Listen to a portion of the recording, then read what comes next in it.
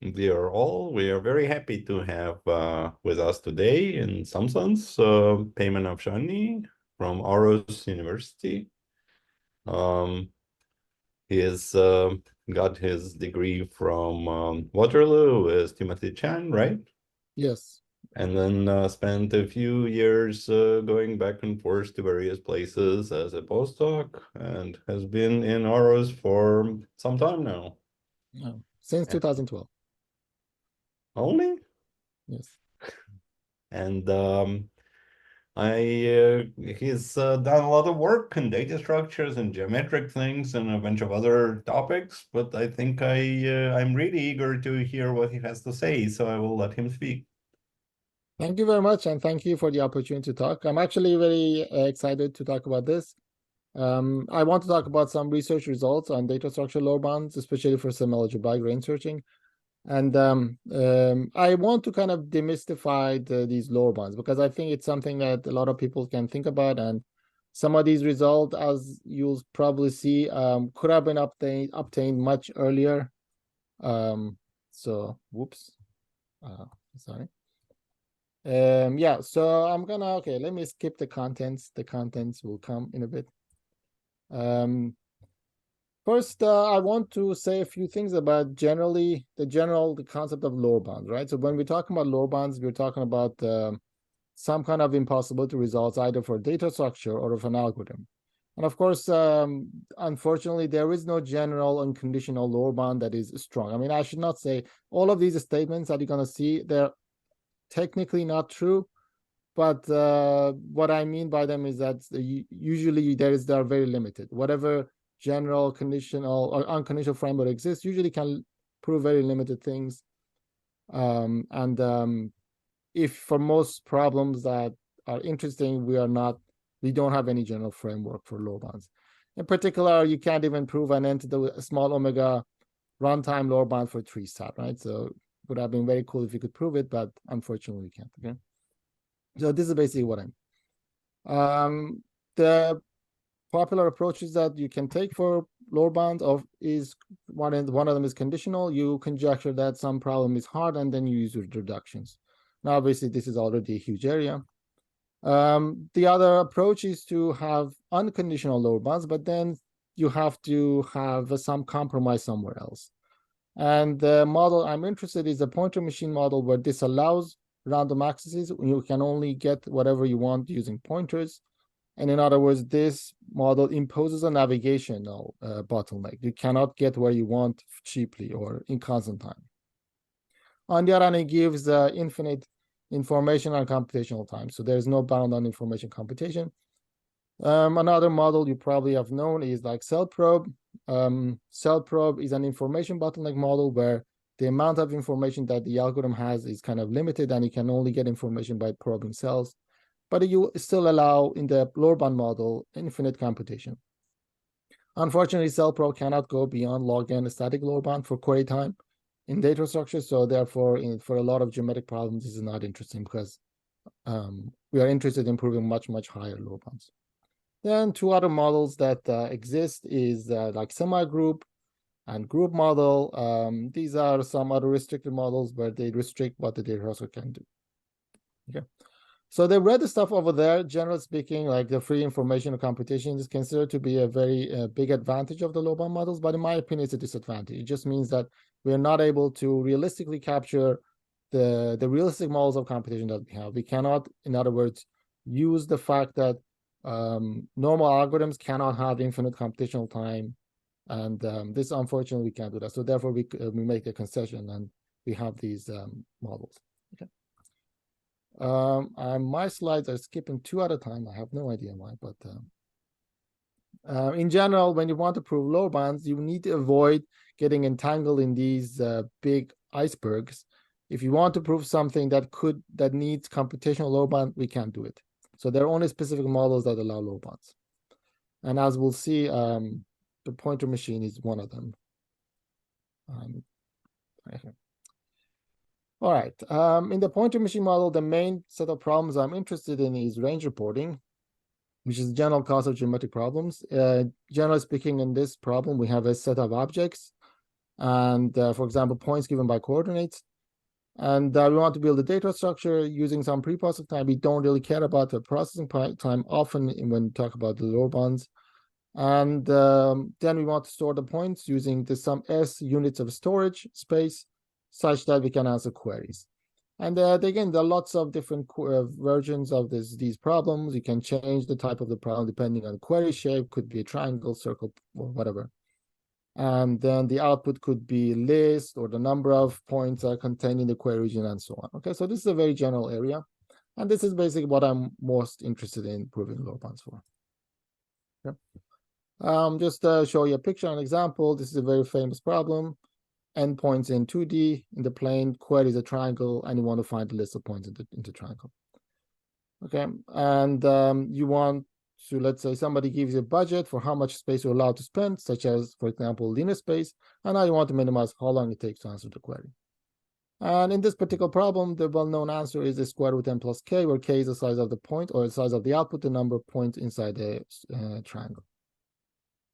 And we're not going to deal with the upper bound, but just to know that people invent crazy techniques, cutting them up, partitioning them up, and so on, which has a long history, and these are very useful. This bound in 2D is optimal, and then so this is the part we're interested in, right? So the claim that this bound is optimal requires us to prove a lower bound. And often the way we prove lower bound is basically goes like this, that we assume that we have a data structure that can work on any set of endpoints. It uses a linear space, and it has some Qn plus k query time. And now we want to show that this parameter Qn must be omega of square root n. That's basically what this whole talk is going to be about. I'm trying to go quite faster with the first slides because I think I'm going to spend a bit more time in the later slides. But if there are any questions, just let me know.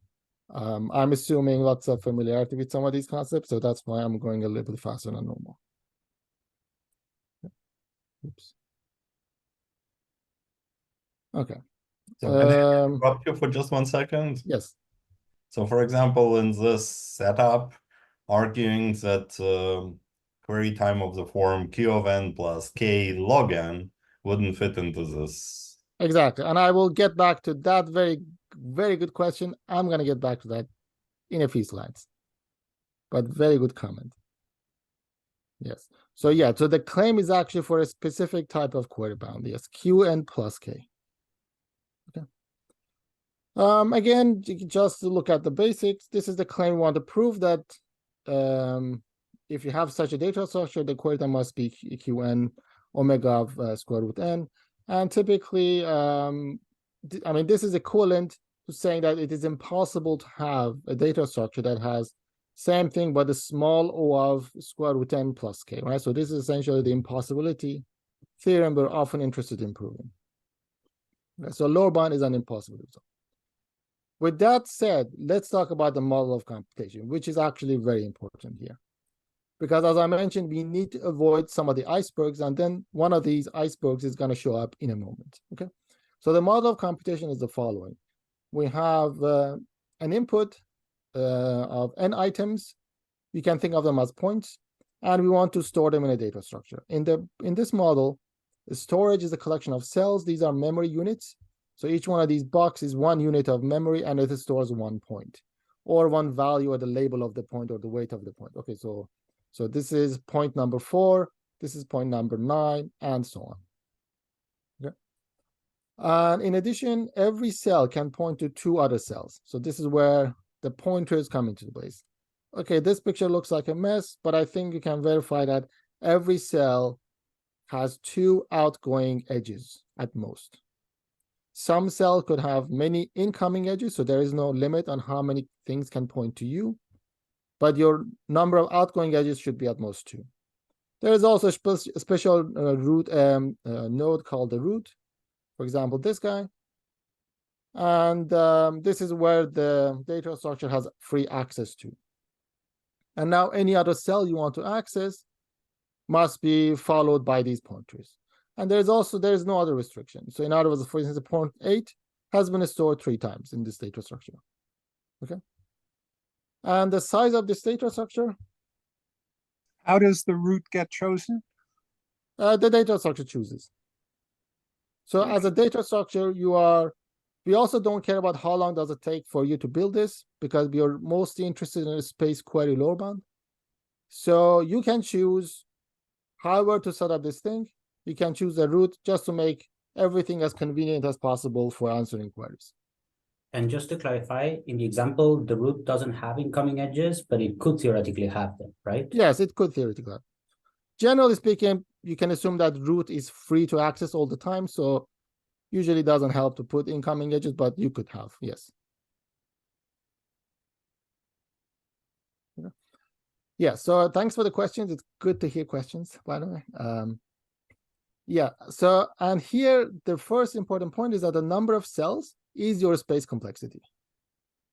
In other words, if you have n points, and if I allow you to store n squared space, you can have n squared these boxes. In other words, you can store every point on average n times, and so on. Okay, so the number of cells you use is your space complexity, and this is the only thing we measure in the space complexity. If you're allowed, if you can use infinite integer storage or any other type of storage that you want, but this is the limit that you have on these type of storage. Okay, and now let's say you're given a query. Remember that in our problems, you want to report a set of points that are inside a query region. So given a query, this requires us to output a subset of the input. So let's say a subset PQ of the point set. We also have free information and free computation. And the only thing we need to do is to navigate to these objects. Okay, and the number of pointers you use for navigation is your query time. Okay, and these two things are important, that information is for free and computation is for free. So let's look at an example. Let's say the query region contains points 1, 2, 4, and 8. The data structure immediately knows this because it knows what the query is and it knows what subset it needs to output. And it has free information and free computation. So the data structure can look at this and say, what is the shortest way I could navigate to points 1, 2, 4, and 8?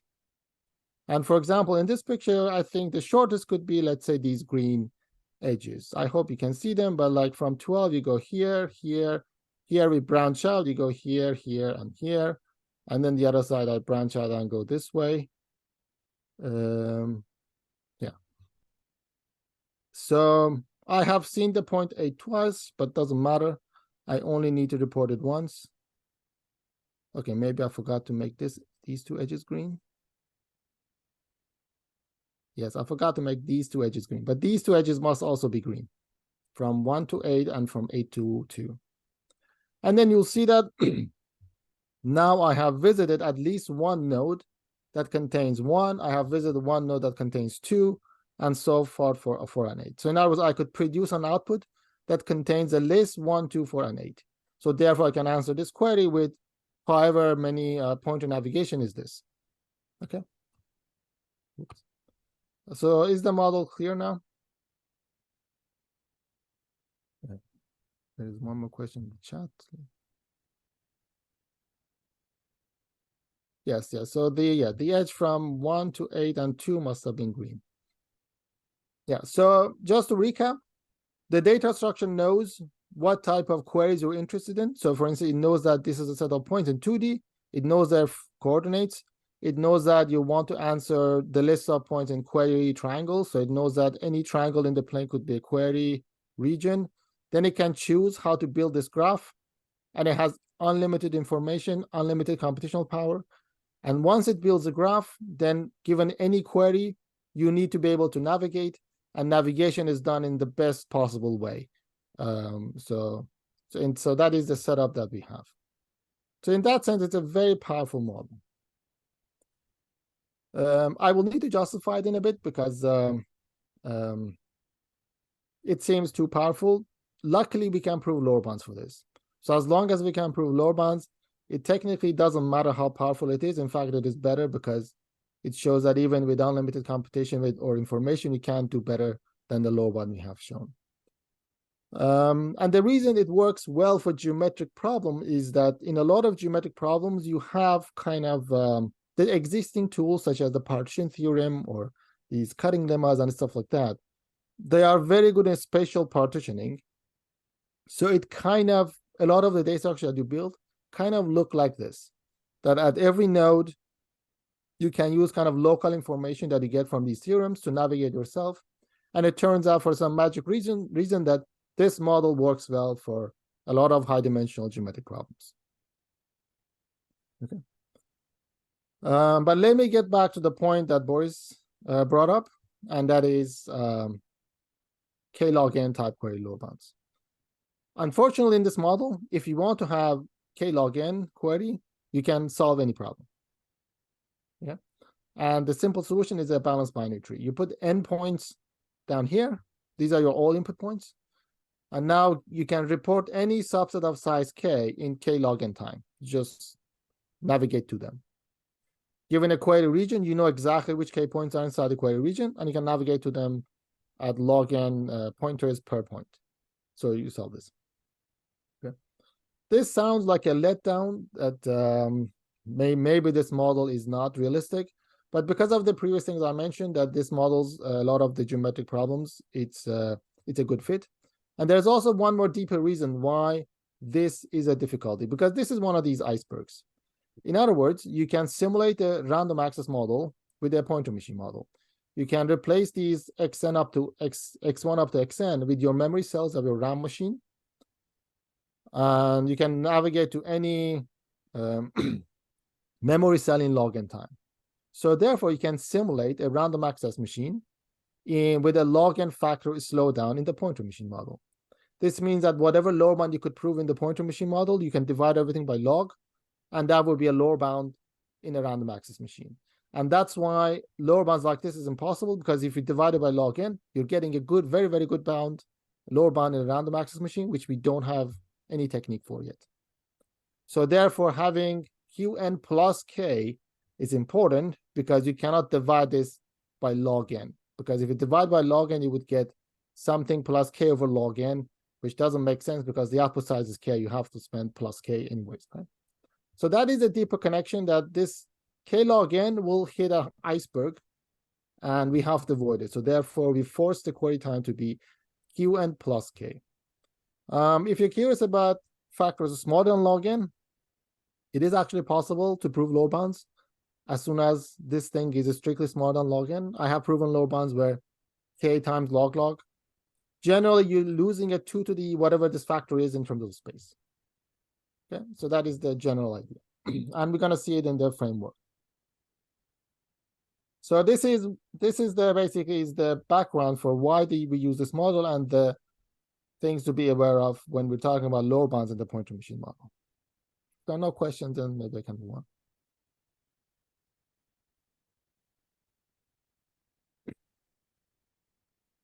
Okay. Yeah, so this is basically what I said. Okay, so now that I hope I justify the framework or the model, let's look at some frameworks where we can use them and we can prove lower bounds in them. I'm not going to prove these frameworks. By this time, they're relatively standard. We're just going to see how to use them. Okay. So frameworks, I'm going to present them geometrically. So we have a problem. Again, we have n points, I assume, inside some unit square in, let's say, in 2D. We want to build a data structure, and the query is a region. We want to report the points inside the region. Okay, so let's call this geometric range reporting. Imagine that we want to prove a lower bound for geometric range reporting with the space n and query time q plus k. And imagine we can build the following input. We have n points. We can place n points. We can create m query regions, R1 up to n, Rm. And these two conditions should be true. Every query region has roughly at least q endpoints. And every alpha query regions must have at most beta points inside them. In other words, the intersection of every alpha queries must be at most beta. If you have these two things, whoops, I don't know what's happening here.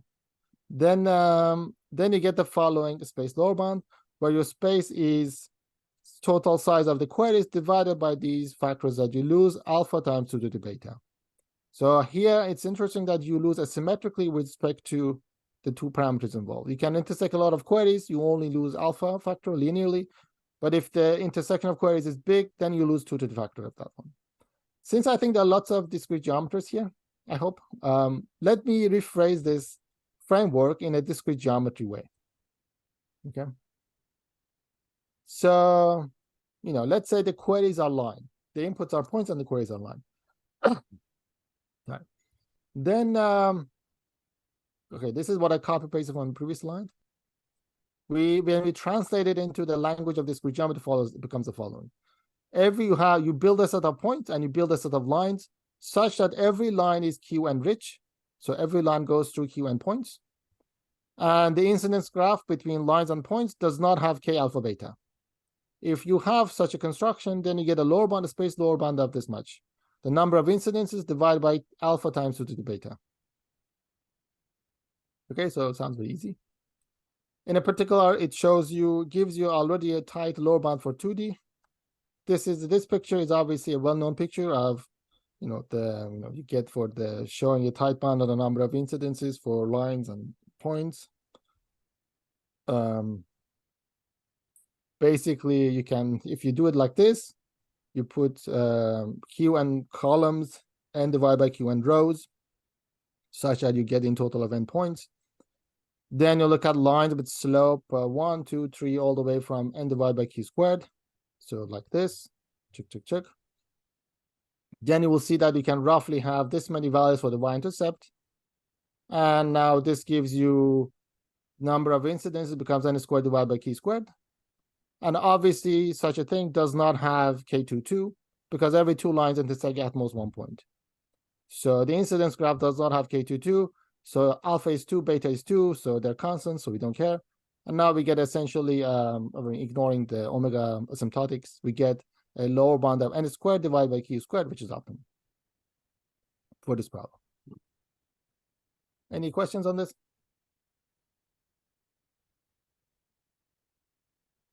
Right. So with this, I think at least for discrete geometers, it will be a memorable theorem because it says you want to create objects that are some Q rich.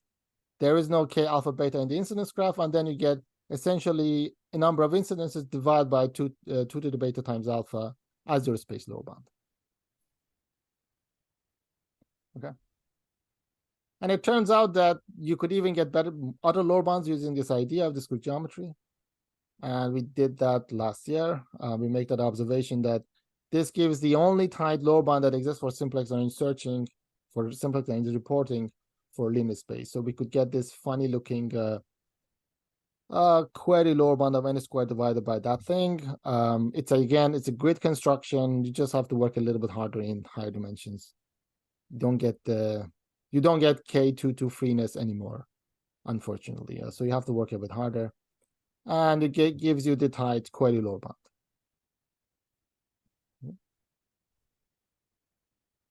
All right. So you might think that, okay, why people are so stupid? Why didn't you guys think about this before? And it might be true that we're stupid, but we have a good excuse. And that is that these type of incidence type constructions usually don't work for any other problem. So it was kind of like kind of a surprise that it works. Generally speaking, you have to look at volume type arguments, and this is what we're going to look at next. But to be able to introduce the problems that we're going to care the most, I'm going to look at this semialgebraic range searching, and the starting point is again the simplex range searching, where you want to report the points inside a simplex in d-dimensional space. These are the two regimes that existed: linear space n to d 1 minus 1 over d query time, or polylog query time and n to the d space. And the important thing here is that this also gives you this type of trade-off between space and query. And all of these things are d, which is also the dimension, but d is also the degree of freedom of a line or a hyperplane where simplices are made of. Okay, so we simplify this here like this. It turns out for algebraic objects, this thing breaks down. So for instance, circles in 2D are in 2-dimensional space, are 2-dimensional, but they have 3 degrees of freedom, like that. And you can map them into a half space in 3D, and you can get this type of result with the dependency being 3. So you could initially people would think that the correct answer for circles or algebraic object is a degree of freedom. This was shadowed using polynomial method, where people could obtain linear space and dependencies based on the dimension and not degrees of freedom, which led to the conjecture that, okay, this 3 should also become a 2 because it doesn't make sense. For this bound, it is the dimension, and for this other bound, it's this other parameter, which is degrees of freedom. And unfortunately, it turned out that conjecture is false, or at least for us, it was fortunate because we proved the lower bound. And with the current knowledge, at least for this type of circular thing, we know the answer is between these two extremes. So we know that the space is at least n cubed divided by q to the 5 and n cubed divided by q to the 4, which is really weird, but that's how it is. Okay, and this is the part where we want to get into lower bounds, because to prove that the answer for fast query, or the number that it is here, is actually the degree of freedom of the algebraic objects, we need to be able to prove lower bounds. Okay, right, and it also tightens again. Oops. As I mentioned, the incidence bound techniques don't work too well for a lot of these problems, so we instead will look at a different setup. In the usual setup, what you have is that you pick, say, your unit square in 2D or D-dimensional space, and you put n uniformly random points. And let's say we want to have an algebraic lower bound for queries that are expressed by a polynomial, and the set of points in 2D that are, when you evaluate this polynomial, the result is between some value minus w and w. Okay, so let's say we're looking at these type of queries. For instance, pictorial, it could look like this picture. So report all the points inside such a query region. And our goal is to prove a lower bound for when the query are supposed to be fast. In other words, the query is polylog, and essentially you can write it O tilde 1.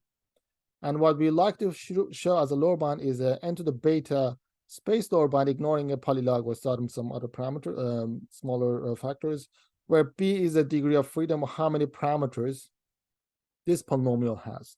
Okay, so this is our goal. I hope it is clear what we want to prove in these type of problems as a lower bound. And here it turns out the framework actually boils down to something very sensible, hopefully understandable, is that we need to be able to do the following if we want to show such a lower bound. We need to create roughly n to the beta polynomials, pi of xy, such that when you look at this region, the area is roughly qn over n. So this is roughly the area of this red region. Why should be the true? Because if you put n points at random, the expected number of points that falls inside this region will be qn. So it will meet the qn rich property of the first property of the framework. Okay, and the main challenge, actually, so this thing is very easy. The main challenge is to prove the second property of the framework, where when you look at two regions, the intersection of two regions must be small. So the area of the intersection of two regions should be 1 over n. So something like this, that you put two of these any two regions that you created, any of these two polynomial regions that you created, the intersection of them must be at most 1 over n, or the area of the intersection. Is this sort of clear? What is it that we would like to do in these lower bounds? Quick question, Peyman. Yes. Is the 2 region related to the fact that you only have 2 outgoing edges? Can you say it again? Is the 2 region intersection related to the fact that in your pointer machine model, a node only has 2 outgoing edges? No, the 2 outgoing edges comes from, let me go back here. That is inside this. So here, let me just, it's a good question, because I think I will need to reiterate over the model. The model was basically this one, right? So every region must contain qn points, your query time points, and every alpha queries must have at most beta points in common. So in that sense, we have set alpha equals 2. So every 2 queries we want to have should have only few points in common. It turns out, by using some standard techniques, that is equivalent, or it can be satisfied by oops, I'm going backwards, sorry.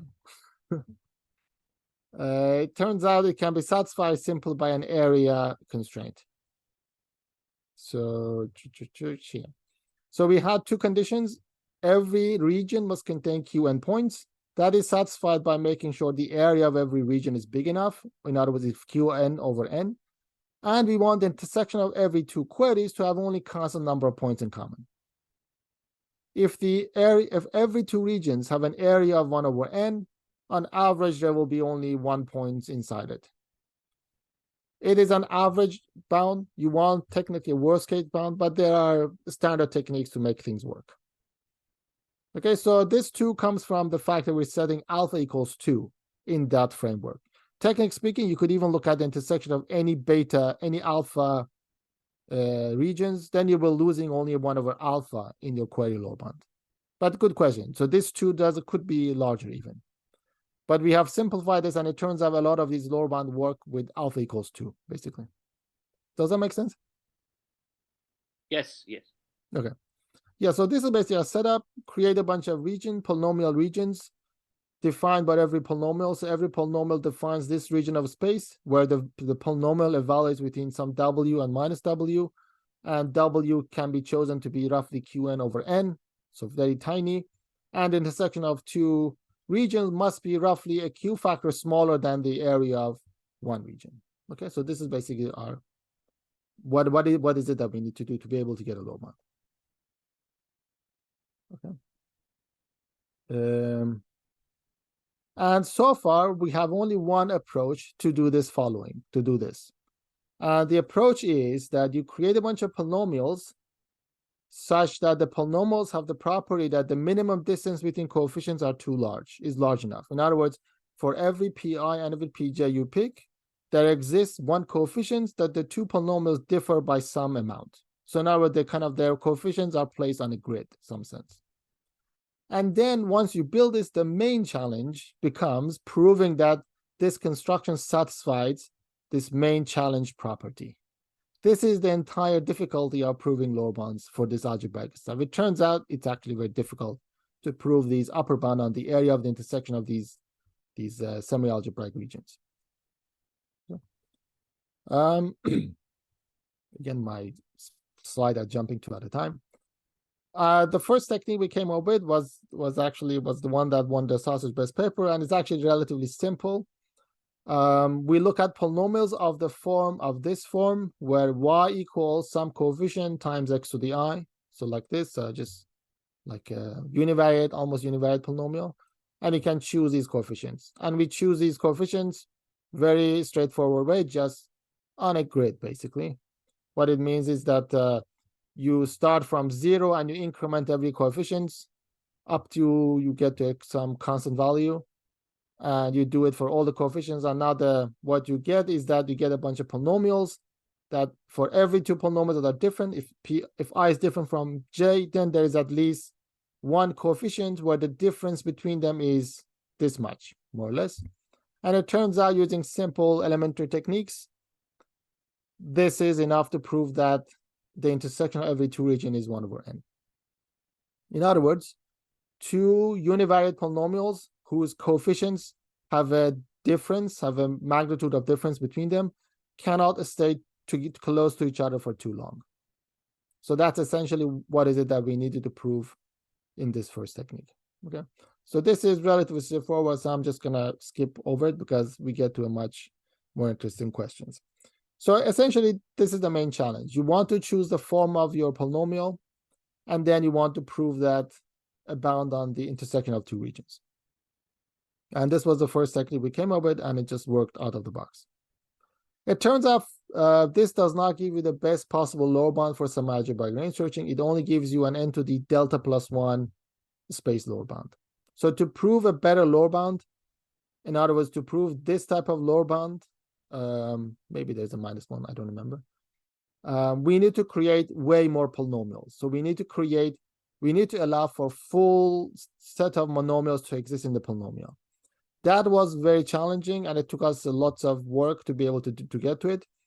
And it turns out if you create polynomials in the following way, then you can actually prove this main challenge thing. And the following way is like this. You pick the polynomial y equals x to the delta, plus all the other possible monomials that could exist in a delta degree polynomial. But you make sure that the remaining monomials are extremely small. It is, so in other words, the remaining polynomials are smaller than a constant. They're almost zero, but it's still big enough that you can create roughly some big poly q divided by n different, n divided by some big poly q, different choices for each polynomial. And if you make sure that you essentially create all possible polynomials like this, then these two conditions enough to prove that if you create such a set of polynomials, which would be for every monomial, you get roughly n divided by this many choices. You have roughly this many monomials, so you get roughly this many polynomials, ignoring powers of q. Then this is enough to prove that intersection of every two regions is at most 1 over n. Okay, so and then so this requires going into some determinant calculations and stuff like that. So this was the second technique.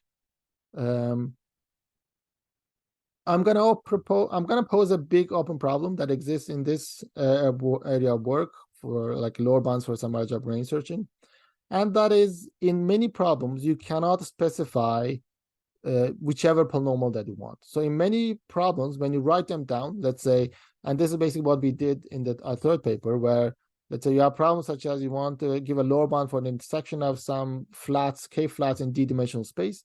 When you write down what the problem translates to, it translates into a polynomial, but it's not an arbitrary polynomial. Some of these coefficients have to be 0 in your problem, or some of these coefficients have to be a fixed value, or some of these coefficients depend on some other coefficients. Okay. Another big challenge is for which type of polynomials, when somebody specifies the form of the polynomial, you can prove a lower bound. In general, every coefficient could be itself a polynomial of some parameters, a1 up to a beta, that are given as the query time. So these are the actual query parameters, and these query parameters are what define these coefficients. In such a case, we still don't have a general technique for proving a lower bound. And the main challenge here is creating these n to the beta, roughly n to the beta different polynomials, such that the region of each one is small, and the intersection of every two of them is at most 1 over n. This is a big open problem. Luckily, for some special case, we could do this. Okay, sorry. One big hurdle is that once you go beyond the univariate, you can have two polynomials, such as like this. So p1 times some factor equals 0, p2 some factor, the same factor equals 0. These two polynomials will have arbitrary many zeros in common, so they can actually be lying on top of each other for a very long time, for infinite duration or distance or whatever, which means that you cannot just say if two polynomials differ a lot in the magnitude of the coefficients, then they cannot overlap, because it's actually not true for bivariate polynomials anymore. Okay, it is true for univariate, but it's not true for bivariate and so on. So there are also these hurdles and other technical issues that come into play once you go into this bivariate or more polynomials. Okay, but as I said, there is one final case where we could actually prove something, and that is when your polynomial is of this form. So y times g of x equals f of x, and under the condition that g and f do not have a common root, and they're also far from having a common root. And a technical term would be that the resultant is lower bounded by constant. Okay. If you have such a system, then we could actually prove the thing where if the coefficients of g and f are not completely free, they are defined by some beta parameters, then we could create this n to the beta polynomial such that everything is fine and the intersection of every two of them is 1 over n. Okay, and this could solve some also give lower bound for some geometric problem as well. Okay. Right, so this is basically what I said. I have one more slide which goes a little bit more technical stuff, but I'll just stop it here if I'm out of time so that people can ask questions. But if there is interest, I could also show you the last slide that I have.